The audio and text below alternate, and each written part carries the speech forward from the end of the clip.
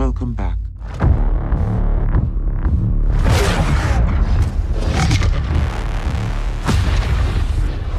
You're the new Pathfinder. Mass Effect is less than a month away, and we've had around 5 hours hands-on time with the game. I'm James from Games Radar, and joining me is the person who's had all that time in this new universe. It's Matthew Elliott. Hello. Hello, Matt. So all of the new footage that we've got on screen here is very combat-focused. So let's start there. How does the combat feel in this new version of Mass Effect? It's quite cleverly done, really. It feels very Mass Effect, as you'd expect, but there's obviously this huge difference in that you have the jump jet. So I think previously with Mass Effect games, it felt linear is not quite the right word, but you'd be moving from cover to cover, you'd be going straight forward or trying to outflank people, and you'd be looking where the cover was and that will be dictating your route to the objective or how you're going to fight. And now it feels that any moment you or your enemies can sort of scoot up into the air and suddenly have an angle on someone that was previously obscured, and some of the cover is destructible as well. So the way that you fight totally changes, and the way that your squad works and how you pick your squad mates changes as well. And I think the best thing you can say about it is it despite all of those changes, it still feels like a Mass Effect game. And you are kind of thinking tactically, and you're relying on what your squad mates are doing to dictate how you take an objective. So like I found myself kind of the sort of Krogan would be up smashing people, face to face, and I'd be kind of going around and outflanking, using special powers and things like that. So different, but definitely very Mass Effect. Okay, and of the missions that you played in that hands-on time, was it mainly combat focused, or was there any sense of like just exploration of these new planets? It was quite a nice mix, actually. Yeah. So there were a few story-led missions where you're actually in a town and you're kind of walking around that had no combat focus at all.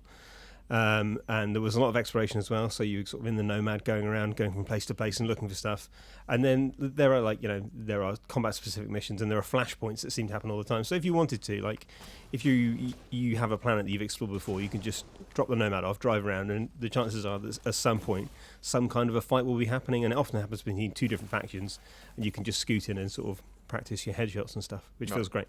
Because the whole point of Mass Effect Andromeda is you on the search for a new home for humanity, basically. Yeah, that's right, yeah. The planet stuff is almost like it's an additional thing to all the kind of the mission stuff you're doing all the time anyway. Right. So, I don't think we can go into too much detail about the story stuff, but there are narrative reasons for you to be in the places you are, and then along the way you'll be like, well, maybe this planet has this resource that we need, or it'll be useful for potentially a planet we can colonize and stuff. And there's all sorts of whatever your intentions were when you first appear in Andromeda, there are sort of other external factors that are affecting the decisions you make, which is really cool. And again, like a really Mass Effect thing. So it's not sort of like a New Frontier where you're just looking for places to live. There's loads of other stuff going on as well. Okay, and you played as a male. I did. I played as Scott. Yeah.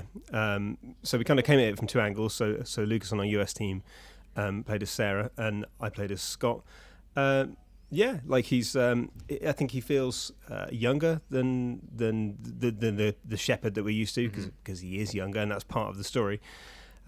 He's certainly a lot sassier. Like it's kind of, it's quite sort of like a not flippant, but like it's definitely a bit more sort of cheerful, despite the kind of the dangerous circumstances that they're in. There's a few quips and things like that. I quite liked it. Like it's very Nolan North, the delivery, and it's fun. It's a little bit different. So if you were kind of maybe slightly tired of the we're all doomed narrative of the original Mass Effect, then this is probably more for you.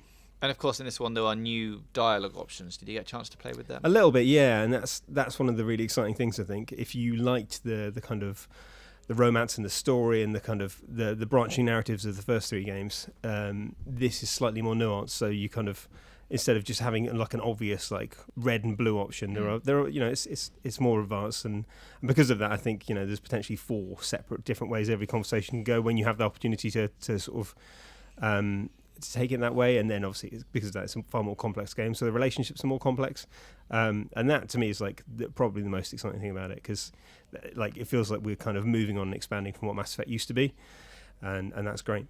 Drop it now, you first. Get out, or I'll put you down.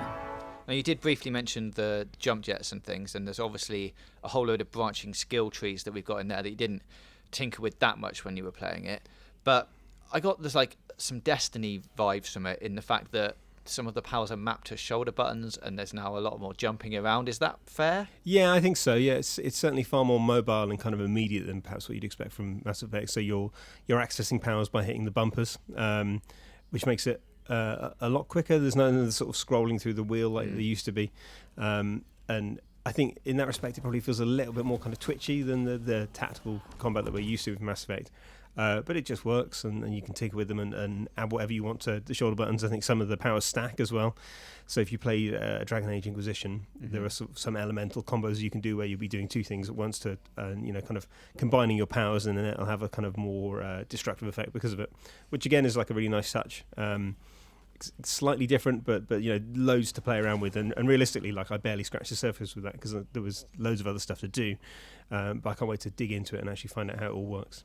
Okay, and finally, you got a chance to drive the Nomad a little bit, but also the ship that you've got. You had a little wander around that as well. I did, yeah. So the Nomad's great. Like if you played the Mako and hated it, it's loads different. It's far easier to control.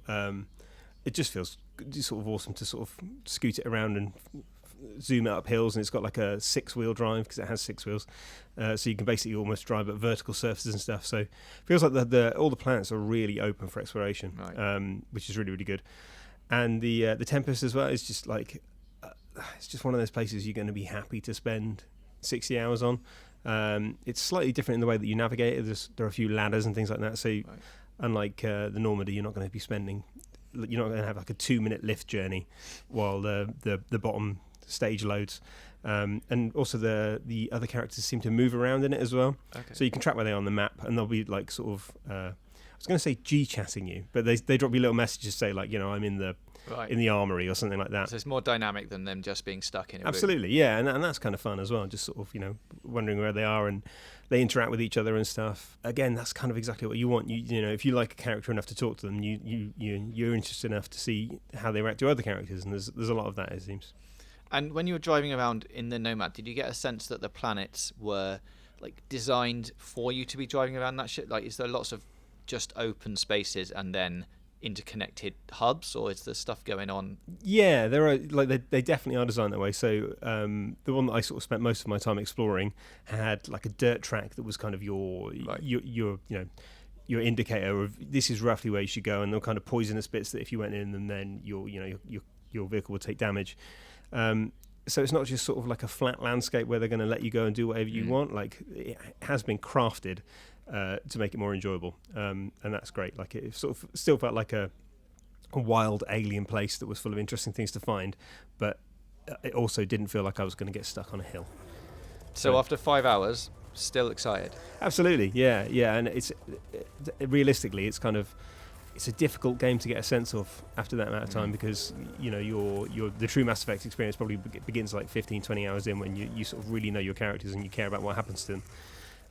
But I already at the end of the preview had a feeling of like, well, I want to know more about these people, and you wake up the next day having played it, and your first thought is like, I'm going to go I can't yet, so you're going to have to wait. That's cool. That's a good sign, I think.